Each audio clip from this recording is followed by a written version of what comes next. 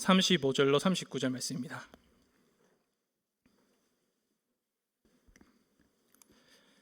마가복음 1장 35절로 39절까지 말씀, 신약성경 54페이지에 있습니다. 마가복음 1장 35절로 39절까지 말씀입니다. 제가 하나님의 말씀을 봉독하겠습니다. 하나님 말씀을 들으십시오. 새벽 아직도 밝기 전에 예수께서 일어나 나가 한적한 곳으로 가사 거기서도 기도하시더니 시몬과 및 그와 함께 있는 자들이 예수의 뒤를 따라가 만나서 이르되 모든 사람이 주를 찾나이다. 이르시되 우리가 다른 가까운 마을들로 가자. 거기서도 전도하리니 내가 이를 위하여 왔노라 하시고 이에 온 갈릴리에 다니시며 그들의 여러 회당에서 전도하시고 또 귀신들을 내쫓으시더라. 아멘. 네, 주 예수 그리스도의 사랑하는 성도 여러분, 오늘날 우리 현대인들의 삶은 아주 많이 바쁜 것 같습니다. 아침에 일어나서 눈 뜨자마자 또 출근하고 또 저녁에 퇴근하기까지 삶이 참 다들 바쁘신 것 같습니다. 사실 퇴근 후에도 마찬가지죠. 요즘은 야근 시간이 많이 없어졌다고도 하지만 그럼에도 야근도 있습니다. 그리고 이제 밤늦게까지 학원을 가서 외국어를 공부하시는 직장인분들도 많이 계십니다. 그리고 운동도 열심히 하시죠. 근데 운동할 시간이 없어서 밤늦게 퇴근하고 밤 10시에 집에 나가고 운동을 하시고 또 그렇게 하시는 분들이 많이 계십니다. 주중에는 이렇게 살았죠. 주말에도 역시 바쁩니다. 주말에는 무엇을 할까요? 주중에는 가족들과 시간을 많이 못 보냈으니까 가족들과 함께 또 시간을 보내야 합니다. 또 주중에 보지 못했던 지인들과의 약속도 잡아서 함께 시간을 보내야 됩니다. 이것저것 뒤치다거리도 해야 되고 또 밀린 집안일도 해야 됩니다. 그리고 밤늦게까지 또 쉬기도 해야 되고 또 아침 늦게까지 잠도 자야 됩니다. 그렇게 늦잠을 자줘야 뭔가 삶에 보람도 있는 것 같고 뭔가 보상을 얻는 것 같은 그런 느낌이 있지 않습니까? 그것처럼 우리 삶은 쉬는 것도 바쁩니다. 온갖 삶에 바쁨이 넘쳐나는 시대를 살고 있죠. 근데 제가 방금 말씀드린 이러한 바쁨과는 다르게 전혀 차원이 다른 바쁨을 살아가신 분이 계십니다. 그것이 바로 오늘 말씀에 나오시는 예수 그리스도시죠. 오늘 읽지는 않았지만 본문 바로 앞에 성경을 보시면 마가복음 1장 32절부터 33절부터가 이 내용이 시작입니다. 32절부터 33절을 보십시오. 저물어 해질 때에 모든 병자와 귀신 들린 자를 예수께 데려오니 온 동네가 그 문 앞에 모였더라 라고 말씀합니다. 여기 보시면은 이야기의 시작점이 언제입니까? 날이 저물어 해질 때죠. 보통은 해진다는 것은 저녁 5시나 6시경을 가리킵니다. 저는 6시경으로 한번 추정을 해보겠습니다. 그 6시에 어쩌면은 오늘날 우리로 치면 퇴근 시간이겠죠. 퇴근 시간 이후에 온 동네에 병자들과 귀신 들린 자들이 예수님께로 나왔습니다. 이것을 어림짐작 제가 한번 계산을 해봤습니다. 대략 20명 정도의 사람들이 몰려왔다라고 치고 한번 계산을 해보십시오. 그러니까 한 사람당 최대 20분씩 잡아보겠습니다. 최대 20분씩 대화를 나누고요, 상담을 나누고 또 치유하는 일을 행하십니다. 20명을 20분씩 이렇게 대하시면 몇 분이 총 소요될까요? 맞습니다. 400분이 소요됩니다. 400분을 시간으로 치면 6시간입니다. 그러면 저녁 6시부터 6시간이니까 언제까지 일을 하셨을까요? 밤 12시까지 일하신 것입니다. 이게 뭐 보통의 일은 아니시겠죠. 사람들 만나는 게 제일 큰 정신노동이라 하지 않습니까? 그것처럼 예수님이 감당하신 일은 쉬운 일이 아닙니다. 감당하기 어려운 일입니다. 그런데 오늘 말씀에 보면은 예수님께서 이 일을 다 감당하셨다 말씀하는 것이죠. 그리고 이 일이 있은 후에 오늘 본문으로 나아갑니다. 35절 말씀에 보면은 새벽 아직도 밝기 전 이렇게 되어 있습니다. 이 시간은 언제쯤 되었을까요? 원어로 보면 어떻게 되어 있냐면은 새벽 아직 어둑할 때 이렇게 되어 있습니다. 아직 전혀 해의 기미가 보이지 않는 어둑할 때입니다. 우리로 치면은 새벽 한 3시, 4시쯤 되지 않았을까요? 만약에 새벽 3시라고 치면은 도대체 얼마나 주무신 것입니까? 12시부터 3시까지니까 3시간 주무시지 않았을까요? 그러니까 얼마나 피곤한 상태시겠습니까? 얼마나 삶이 고독하시겠습니까? 그런데 이러한 예수님께서는 곧장 어떤 일을 행하십니까? 바로 일어나셔서 주저하지 않으시고 한적한 곳으로 가시죠. 그런데 한적한 곳이 어떤 곳일까요? 한적한 곳은 우리말로는 고요한 곳이라는 뜻입니다. 조용한 곳, 산책하기 좋은 곳 이런 뜻으로 해석될 수도 있습니다. 그래서 마치 집 앞 근처 공원에 우리가 잠깐 나들이 가는 정도라고 생각하기가 쉽습니다. 그런데 원래 원어 성경에서는 이 한적한 곳을 뭐라고 했냐면은 광야라고 부릅니다. 광야는 우리가 잘 알죠. 황무지입니다. 사람이 살 수 없는 땅입니다. 전갈과 여러 가지 짐승들이 가득한 곳이죠. 그래서 집 앞 근처 공원에 간 게 아니라 차라리 폐가에 갔다고 보시면 됩니다. 그 끔찍하고 두려운 곳에 가셔서 무엇을 하셨느냐? 바로 아버지께 기도하셨죠. 이것이 바로 그리스도의 삶이었습니다. 바삐 사셨을 뿐만 아니라 늘 언제나 광야로 나아가셔서 아버지께 기도하시고 우리를 위하여서 친히 구원의 일을 감당하신 삶을 사셨죠. 그렇다면 성도 여러분, 우리 주님께서 왜 이렇게 바쁘게 살아가셨을까요? 왜 이렇게 한 번도 안 쉬고 여가 생활도 즐기지 아니하시고 이러한 삶을 사셨을까요? 분명히 예수님께서 공생의 3년입니다. 3년 기간 동안 이렇게 바쁘게 사신 이유가 있을 것입니다. 우리는 오늘 이 말씀을 통해서 그 이유에 관해서 한번 생각해 보려고 합니다.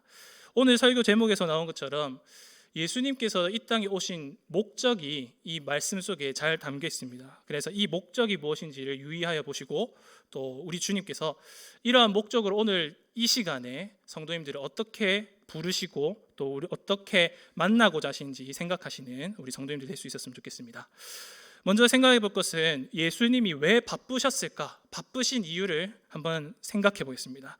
오늘 본문 36절로 37절을 보십시오. 거기에 보시면은 예수님이 바쁘게 사실 수밖에 없었던 이유가 나타납니다. 36절로 37절을 성경 말씀 보면서 함께 한번 읽어보겠습니다. 36절로 37절입니다. 시작. 시몬과 및 그와 함께 있는 자들이 예수의 뒤를 따라가 만나서 이르되 모든 사람이 주를 찾나이다. 아멘. 네, 여기 보시면은 예수님께서 새벽 일찍부터 한적한 곳에 가셔서 기도를 하고 계시죠. 그러자 그때 제자들이 예수님을 찾아왔습니다. 예수님이 숨어 계셨거든요. 그래서 이 뒤를 따라가 이런 표현이 뭐냐면 원어 성경으로는 추격하였다 이런 뜻입니다. 마치 사냥꾼이 이 사냥감을 쫓아가듯이 추격하였다 이렇게 되어 있습니다. 미행을 한 것이죠. 제자들이 예수님의 뒤를 쫓아와 미행하여서 말합니다. 아주 다급하게 말합니다. 모든 사람들이 주님을 찾습니다. 이렇게 말합니다. 그 새벽 아직 어둑할 때라고 했습니다. 이 시간은 반드시 사람들이 자고 있어야 할 시간입니다. 그런데 표현하기를 모든 사람들이 수많은 사람들이 주님을 찾습니다. 어떻게 해야 할까요? 라고 한 것이죠. 이것이 예수님이 바쁠 수밖에 없었던 이유입니다. 그 이유가 무엇일까요? 사람들이 예수님을 찾는 것입니다. 사람들이 계속해서 아침이건 점심이건 저녁이건 새벽이건 예수님을 찾았기 때문입니다. 그렇다면 성도 여러분 이제 생각해 볼 거예요. 이것입니다. 사람들은 왜 예수님을 찾았을까요? 왜 예수님을 그렇게 쉬지 못하게 계속해서 찾았던 것일까요? 복음서를 살펴보면 크게 두 가지 이유가 있습니다. 두 가지 이유를 다 생각해 볼 필요가 있습니다. 첫째는 부정의 이유이고 두 번째는 긍정의 이유입니다. 긍정의 이유, 부정의 이유 두 가지를 생각해 봐야 하는데요. 첫 번째로 부정의 이유를 먼저 한번 생각해 보겠습니다. 부정의 이유라는 것은요, 말 그대로 옳지 못한 이유입니다. 예수님을 찾는데 옳지 못한 이유에서 찾는 것인 것이죠. 그래서 한 가지 예가 요한복음 6장 15절에 있습니다. 혹시 방송 씨 제가 설교 이 PPT를 전해드렸는데 띄울 수 있겠습니까?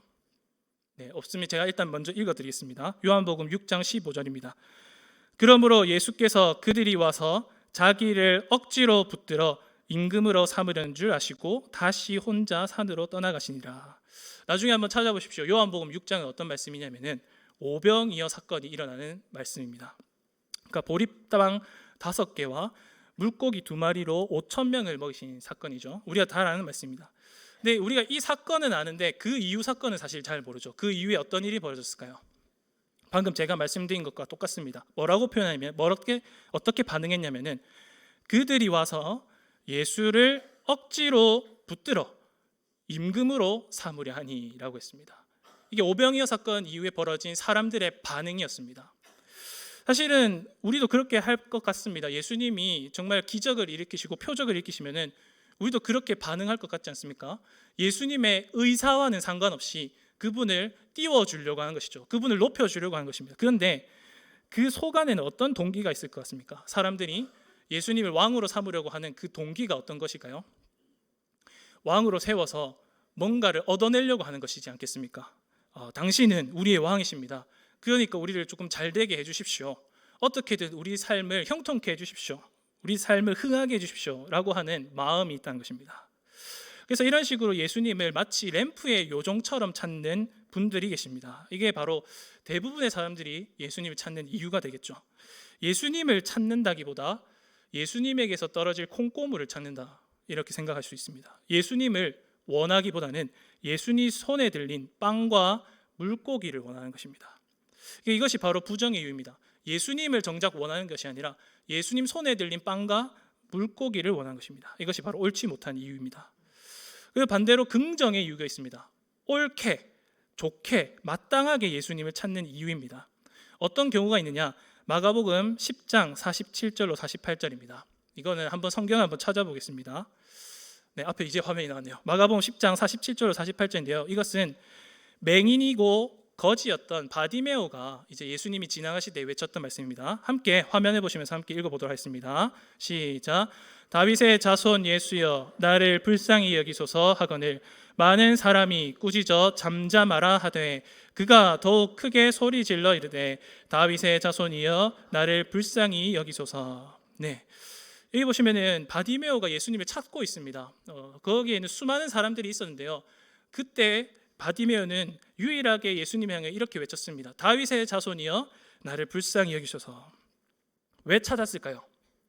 당연히 맹인이니까 자기 눈이 낫고 싶어서 그렇게 하지 않겠습니까? 혹은 거지니까 한 푼이라도 더 구걸하기 위해서, 그렇게 생각할 수도 있습니다. 근데 만일 그런 이유 때문이었다면 사실 바디메오가 이렇게까지 필사적일 필요는 없습니다. 막 외쳐 부르면서 사람들 사이에서 그렇게 튀게 행동할 필요가 없는 것이죠. 애써 구하지 않아도 사실 그 당시에는 줄만 섰으면 당연히 자기 차례대로 예수님께서 기적을 베푸셨을 것입니다. 그럼에도 왜 바디메오는 이렇게까지 간절했을까요? 왜 이렇게까지 필사적으로 나왔을까요? 그 이유는 사람의 행동과 사람의 마음에는 일치성이 있습니다. 그만큼 바디메오에게 있어서는 예수님이 절실한 분이셨기 때문입니다. 예수님이 절실하다 못해서 그분이 너무도 절대적인 분이었기 때문입니다. 그러니까 바디메오의 심정을 문장화해서 표현하자면 이렇게 표현할 수도 있습니다. 주님, 당신은 저의 전부이십니다. 비록 제가 가진 게 없고 눈도 멀었지만 그럼에도 주님 당신이 제게 있기 때문에 저는 괜찮습니다. 당신만이 나의 전부이십니다. 하는 것이죠. 그러니까 무슨 말이냐면은 맹인은 앞을 볼 수가 없습니다. 거지는요 아무것도 가진 게 없는 사람입니다. 그러니까 아무것도 이 세상에서 바랄 게 없는 사람인 것이죠. 그런데 이러한 바디메오조차 알고 있습니다. 그런 게 없어도 괜찮다는 것이죠. 앞이 보이지 않아도 괜찮고 가진 게 없어도 괜찮다. 왜냐하면 예수님이 나에게 있기 때문이다. 이 사실을 알고 고백한 것입니다. 그래서 이 사람은 어떻게 했느냐? 아주 간절하고 필사적으로 예수님을 찾습니다. 다윗의 자손 예수여 나를 불쌍히 여기소서 하면서 믿음으로 예수님을 찾는 것이죠. 그랬더니 마가복음 10장 52절에서 예수님이 답하십니다. 마가복음 10장 52절입니다. 예수께서 이르시되 가라 내 믿음이 너를 구원하였느니라 하시니 그가 곧 보게 되어 예수를 길에서 따르니라. 예수님을 바디메오가 찾았습니다. 근데 바디메오의 마음속에는 무엇이 있었을까요? 바로 믿음이 있었습니다. 이것이 바로 긍정의 이유입니다. 예수님을 찾는 사람들 중에 옳은 방식으로, 마땅한 방식으로, 좋은 방식으로 찾는 사람들의 가장 두드러진 특징이 무엇이냐? 바로 믿음으로 예수님을 찾는 것입니다. 그래서 예수님은 이런 바디메오의 믿음을 보셨고요, 그를 기뻐하셨습니다. 이때 믿음이란 것은 제가 아주 많이 강조해서 말씀드렸습니다. 믿음이란 무엇이냐면은 어떤 능력이 아닙니다. 어떤 초월적인 능력, 내가 무언가 공로를 쌓았으니, 내가 하나님 위해서 무언가를 섬겼으니 나는 믿음이 강한 자요 라고 외치는 자기 자랑이 아닙니다. 믿음은 반대입니다. 완전히 반대입니다. 믿음은 무엇이냐면은 전적인 무능이자 동시에 전적인 의존입니다. 저는 무능합니다. 그러나 당신은 능하십니다. 그러니 제가 당신을 신뢰하겠습니다. 이렇게 하는 것이죠. 저는 변덕스럽습니다. 그러나 당신은 신실하십니다. 그러니 저는 당신을 의존합니다. 하는 것입니다. 나는 완벽하게 무능한데 당신은 신실하십니다. 능하십니다. 이렇게 고백하면서 완전히 하나님께 우리 자신을 내어 맡기는 것입니다. 이것이 바로 믿음입니다. 믿음은 자기 자랑이 없습니다. 완벽한 포기요, 완벽한 항복입니다. 바디메오가 이것을 한 것입니다. 예수님을 찾는데 완벽하게 항복하면서 가는 것이죠. 하나님, 나는 하나님 당신이 없이는 살 수 없습니다. 예수님, 저는 당신 없이는 살 수 없습니다. 이런 고백으로 믿음으로 예수님을 찾는 것이죠. 이것을 보시고 예수님이 그를 기뻐 받아주셨습니다. 이것이 바로 예수님을 찾는 사람들의 긍정의 이유입니다. 옳은 방식으로 예수님을 찾는 것이죠. 그래서 결론적으로 보면은 두 가지 이유를 말씀드렸습니다. 첫 번째는 부정의 이유, 두 번째는 긍정의 이유입니다. 첫 번째, 램프의 요정처럼 예수님을 찾는 것이죠. 예수님을 찾는 게 아니라 예수님 손에 들린 물고기와 빵을 찾는 것입니다. 그리고 두 번째 이유, 긍정의 이유입니다. 믿음으로 예수님을 찾는 것이죠. 아무것도 가진 게 없지만 예수님만으로 만족합니다 하면서 예수님께 나아간 것입니다. 이 두 가지 이유가 있습니다. 성도님들께서는 이 두 가지 이유 중에 어떤 이유를 갖고 여기에 나오셨습니까? 어떤 목적에서, 어떤 이유에서 예수님을 지금 찾고 계십니까? 오늘 본문 말씀해 보십시오. 37절을 보면 모든 사람이 주를 찾았다라고 말씀하죠. 여기서 모든 사람은 아주 중요한 표현입니다. 정말로 모든 사람입니다. 이 두 가지 이유에 속한 모든 사람들이 다 여기에 속합니다. 램프의 요정처럼 예수님을 찾는 사람들, 믿음으로 예수님을 찾는 사람들, 모두가 한 무리 속에 섞여 있죠. 마치 우리의 모습과 같습니다. 그렇다면 성도 여러분, 한번 질문해 보겠습니다. 만일 성도님들께서 예수님이었다라고 치고 생각해 보십시오. 만일 성도님들이 예수님이었다면 과연 이 두 부류의 사람들 중 어떤 사람들을 찾아 만나 주시겠습니까? 당연히 우리가 예수님이었다면 바디메오를 만나줬겠죠. 바디메오처럼 믿음으로 예수님을 찾는 사람들입니다. 부정의 이유로 예수님을 찾는 사람들은 어떨까요? 램프의 요정처럼 예수님을 찾는 사람들. 죄송한 말씀이지만 그런 사람들은 사실상 만나줄 이유나 가치조차도 없습니다. 어차피 만나줘봤자 다른 마음 품고 떠날 게 분명하지 않습니까? 그런데 무엇하러 만나줘 있습니까? 시간 낭비입니다. 문전박대하고 내쳐버리면 그만입니다. 아예 예배당 자체에 들어오지 못하게 막으면 그만입니다. 믿음으로 예배하는 사람들만 이 자리에 불러 모으면 그만입니다. 그런데 보십시오, 성도 여러분, 우리 주님께서는 어떻게 하시는지를 보셔야 됩니다. 오늘 본문 38절을 보십시오. 38절이 오늘 설교의 아주 중요한 요지입니다. 38절 제가 읽겠습니다. 이르시되 우리가 다른 가까운 마을들로 가자. 거기서도 전도하리니 내가 이를 위하여 왔노라. 예수님은 어떻게 하셨습니까? 사람들이 예수님을 찾아왔을 때 예수님이 어떻게 하셨습니까? 문전박대하고 사람들을 내치셨을까요? 그게 아닌 것이죠. 너희는 부정하다, 너희는 틀렸다, 다시 회개하고 돌아와라, 이렇게 말씀하십니까? 그게 아니란 것입니다. 오히려 예수님은 어떻게 하실까요? 자리를 박차고 일어나서 자기가 먼저 사람들을 찾아가십니다. 가자, 거기서도 전도하리니 내가 이를 위하여 왔노라. 자기가 먼저 가겠다라고 선언하십니다. 이것이 바로 예수님께서 이 땅에 오신 목적입니다. 사람들을 거부하는 게 아닙니다. 도리어 사람들을 찾아가시는 것이죠. 사람들을 내치시는 게 아닙니다. 도리어 사람들을 만나주시는 것입니다. 만나서 무엇을 하신다고 하죠? 전도하신다고 하십니다. 저들에게 복음을 전하는 것입니다. 저들이 알지 못했던 새로운 세계, 하나님 나라를 알려주신다고 말씀한 것입니다. 이것이 바로 예수님께서 이 땅에 오신 목적입니다. 사람들을 만나주시는 것이죠. 이때 전도라는 것이 무엇인지를 생각해 보십시오. 우리에게 있어서 전도라는 것은 어떤 것일까요? 사실 굉장히 간편한 행사이지 않습니까? 길거리에서 전도지를 나눠주고 또 이웃 주민에게 교회를 소개하는 것입니다. 우리 교회 좋다, 한번 와봐라 하는 것입니다. 근데 성경에서 말하는 전도는 무엇일까요? 이 성경에서 말하는 전도는 단순한 행사가 아닙니다. 교회를 홍보하거나 단기적인 행사로 그치는 일이 아닙니다. 오히려 이 성경에 나오는 전도라는 것은 근본적으로 사람을 변화시키는 일입니다. 하나님의 일인 것이죠. 전에는 예수님을 믿지 않았던 사람들이 이제는 예수님을 믿게 되는 일이 벌어집니다. 전에는 죄악 가운데 빠졌던 사람들이 이제는 그 죄에서 완전하게 벗어나는 일이 벌어집니다. 기적이 일어난 것이죠. 전에는 하나님을 알지 못했던 사람들이 이제는 하나님을 알고 싶어하는 마음이 생깁니다. 이것이 바로 전도입니다. 사람을 바꾸는 일입니다. 지금껏 생각해 보십시오. 앞서 말씀드렸듯이 부정한 이유로 계속 하나님을 찾아왔습니다. 옳지 못한 이유로 예수님을 찾았던 사람들입니다. 마치 램프의 요정처럼 하나님에게서 자기의 이익만 구하려고 하고 잘못된 방식으로 하나님을 추구했던 사람들이 있습니다. 근데 그런 사람들이 와서 어떤 변화를 겪는 것입니까? 예수님의 전도를 받는 것이죠. 옳은 방식, 긍정의 이유를 찾게 되는 것입니다. 예수님은 우리의 부정한 이유를 다 바꾸셔서 긍정의 이유로 바꾸십니다. 오직 믿음으로 예수님을 찾도록 예수님이 변화시켜 가신 것입니다. 이것이 바로 전도입니다. 바로 이 일을 위해서 우리 주 예수 그리스도께서 오셨습니다. 사람을 찾아가셔서 사람을 만나주시고 사람을 변화시키는 것입니다. 문전박대하는 게 아닙니다. 사람을 찾아가셔서 그 사람과 함께 동행하시고 그 사람의 문제점들을 발견하시고 그 문제들을 고쳐주신 것이죠. 단지 거칠애로 행하시는 게 아니라 실제로 그와 함께 하신다. 근원적인 문제, 죄의 문제와 고통의 문제, 아픔의 문제, 삶의 여러 가지 어려움들을 헤아리시고 돌보신 것이죠. 때문에 이러한 전도를 생각할 때 우리는 차이를 잘 구별하셔야 합니다.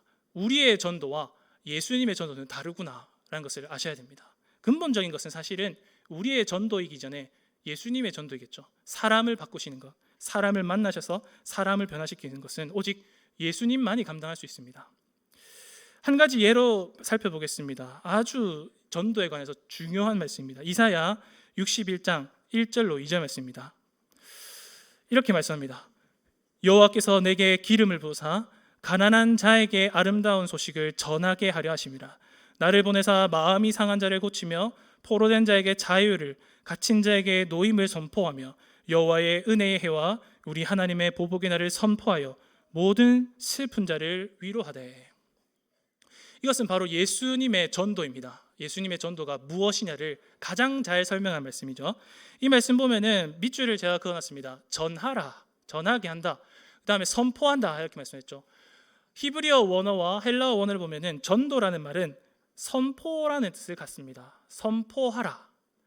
선포는 무엇이냐면 무언가를 단순하게 전하는 것은 아닙니다. 이것은 뭐냐면은 이런 뜻입니다. 백성들은 들으시오. 이것은 왕의 어명입니다. 이렇게 하는 것이죠.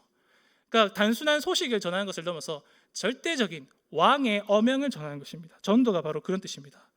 더 큰 소식, 위대한 왕의 선포를 전하는 것입니다. 근데 이 말씀 이사야 61장이 선포하는 왕의 말씀은 무엇일까요? 그것은 한마디로 말씀드리면 희년을 선포한 것입니다. 희년, 기쁨의 날, 자유의 날을 선포한 것이죠.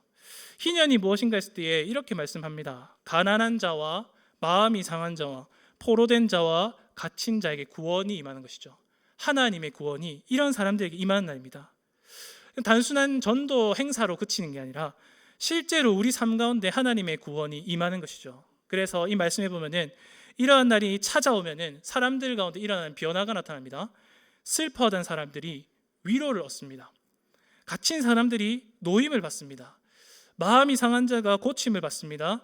포로된 자가 자유함을 얻습니다. 이러한 일이 누군가가 우리에게 전도를 행할 때에 하나님 나라를 선포할 때 일어난다고 말씀합니다. 그것이 무엇이죠? 바로 예수 그리스도께서 우리에게 복음을 선포하실 때에, 전도하실 때 일어나는 변화라는 것입니다. 따라서 성도 여러분, 이제 한번 이 말씀을 우리에게 한번 적용해 보십시오.